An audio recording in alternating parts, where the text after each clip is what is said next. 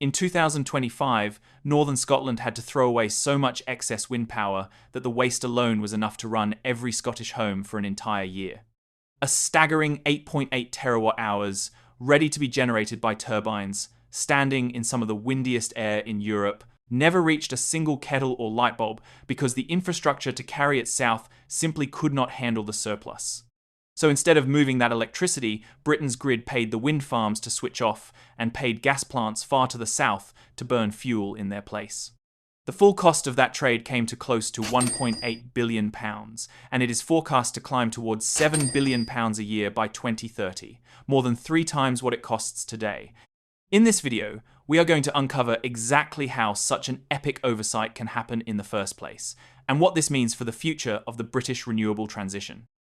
Back in 2020, Britain curtailed around 3.8 terawatt hours of wind and paid roughly £282 million, about $360 million, to do it. At the time, that looked like an acceptable rounding error on the way to a cleaner grid, the sort of waste you tolerate while the system catches up. But then it just kept getting worse. By 2025, curtailment across Great Britain had climbed to around 10 terawatt hours, a 22% jump in a single year, and the cost of managing it had grown from a rounding error into a structural problem sitting on every electricity bill in the country. And almost all of it traces back to one place. Scotland has some of the best wind resources in Europe, and over the last decade, it has covered its hills and its coastline with turbines to capture it. Wind is now Britain's single largest source of electricity, supplying close to a third of the country's power. On a good day, the turbines north of the border can generate far more than Scotland itself will ever use, which is exactly what they were built to do, because the plan was always to send that surplus south into the cities and factories of England, where most of the demand lives. But the problem is how to get it there. Getting electricity from northern Scotland down to England means pushing it through a handful of high-voltage corridors that cross the border, and the busiest of those crossings is known as the B6 boundary. Picture it as a narrow bridge bolted between 2 motorways. North of the bridge, Scottish wind farms are flooding the network with power, and south of it sit the demand centres that want to buy it.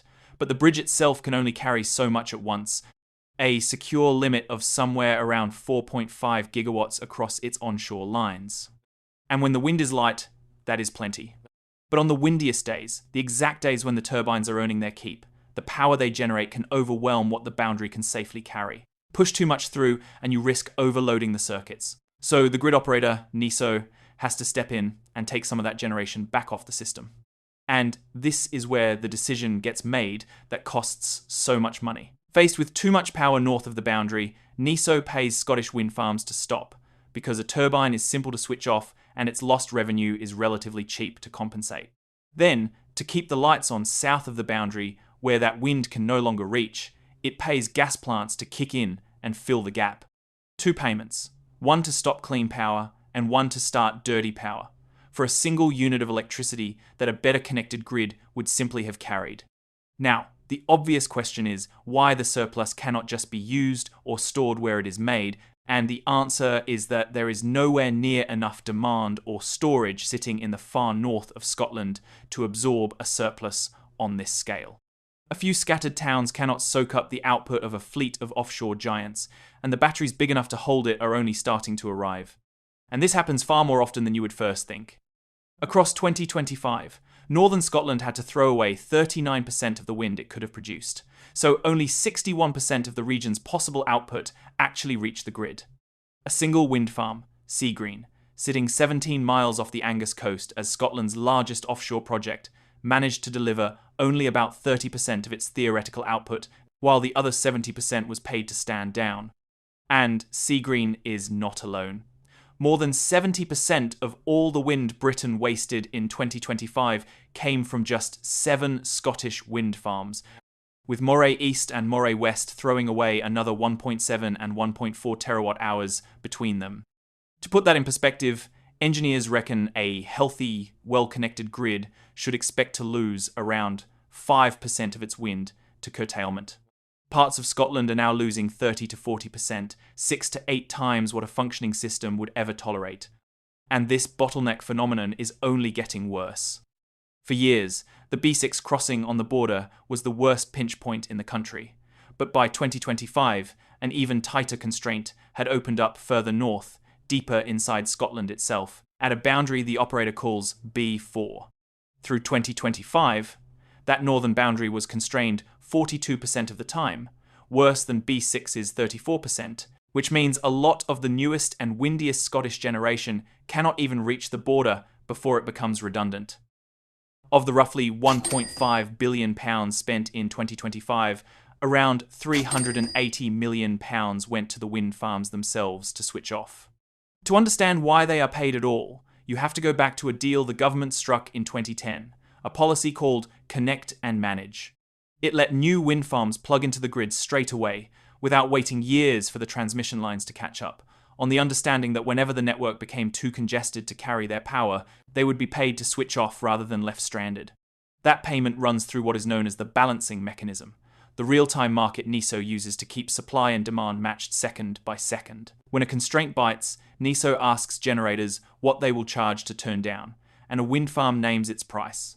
A turbine costs almost nothing to run, but switching it off means losing the revenue it would have earned from that power, above all the public subsidy that props up almost every wind farm in the country, so it asks to be made whole for the loss. Critics have long argued the farms charge far more than they actually give up, which is why regulators capped those bids back in 2012, though the payments still run well above the lost subsidy alone.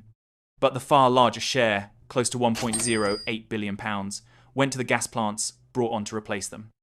And that portion of the bill rises and falls with the price of gas itself. So a windy week that happens to land while Europe is scrambling for fuel can turn an already wasteful swap into an eye-watering one.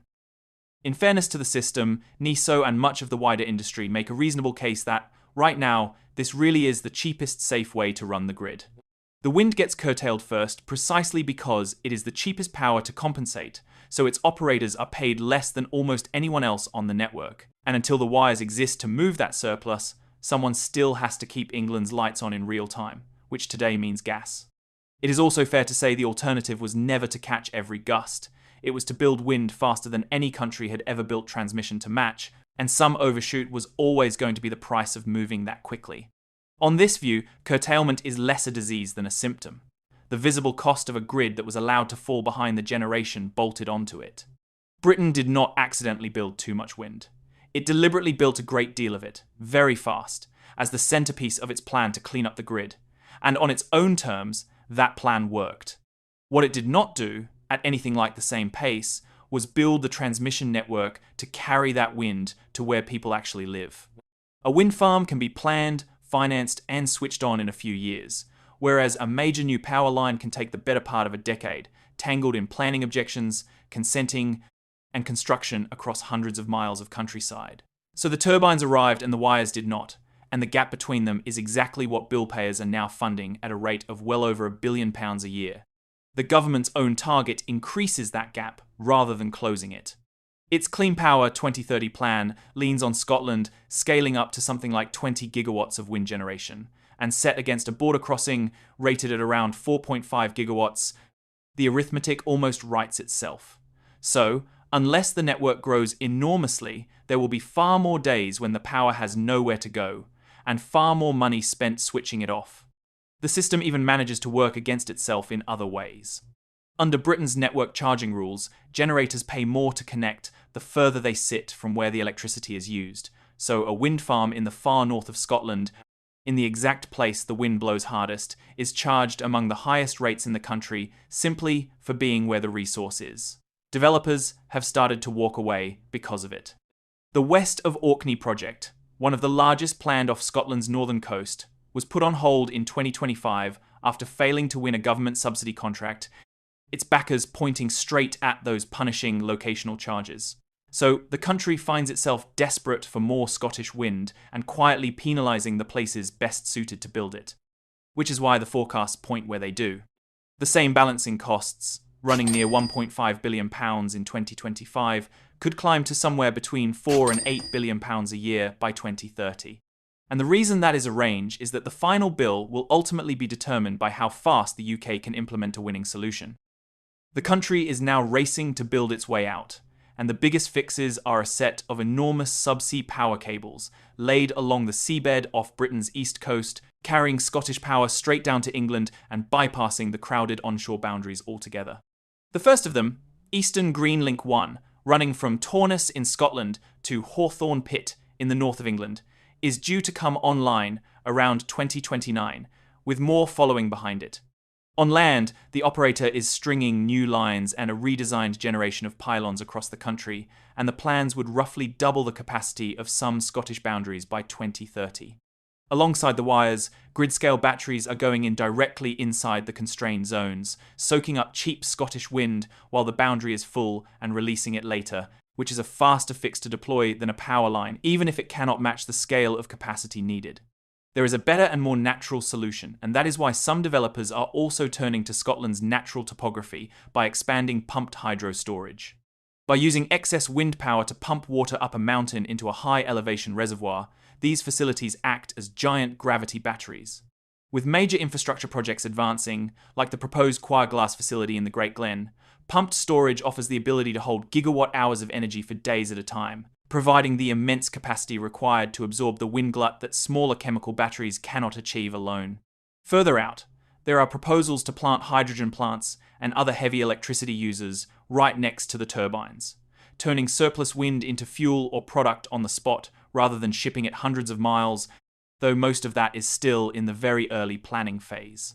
But every one of those solutions hits the same problem, and that is the time it takes to implement. The subsea cables are years away, and the transmission upgrades take at least 5 years to deliver, which means the curtailment bill is very likely to get worse before it gets better, as new wind keeps arriving ahead of the network built to carry it.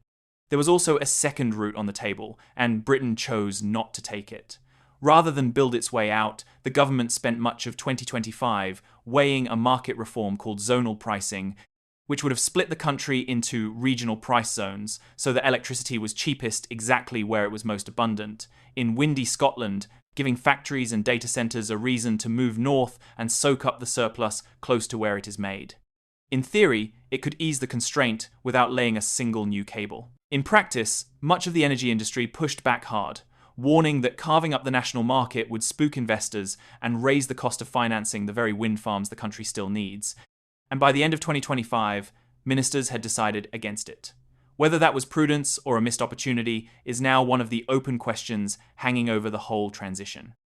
But, for the household watching all this from the outside, the effect of this ineffectiveness is already being felt. Ofgem estimates that constraint costs of this kind added around £15 to a typical annual electricity bill by late 2025, and that the network upgrades meant to fix them will add something closer to £60 a year by 2030. A cost, the regulator argues, is still cheaper than leaving the problem to grow. Either way, the money to unwind the oversight comes from the same place the money to sustain it does, which is the bill on your kitchen table. Step back, and the strange arithmetic from the start begins to make a grim kind of sense. Britain raised a wall of turbines in the windiest corner of the country, then found it had no way to carry most of their power to the people who needed it, and rather than admit the electricity was stranded, it started paying twice, once to cover the cost of wind and once to burn the gas that took its place. 8.8 terawatt hours of clean power. A full year of electricity for every home in Scotland spun straight into a bottleneck and vanished. None of that is a failure of the wind. The turbines did exactly what they were designed to do. It is a failure of the wires and of the years of planning that should have laid them, and it is the clearest reminder yet that a clean grid is only ever as good as its ability to move the power around. The cables are coming and the pylons are going up, but the wind is arriving faster than either. Whether that £1.5 billion settles into a few billion or swells toward 8, and whether Britain's renewable transition ends up remembered as a triumph or a cautionary tale, will be decided less by how many turbines the country can raise, and more by how quickly it can finally connect the ones it already has.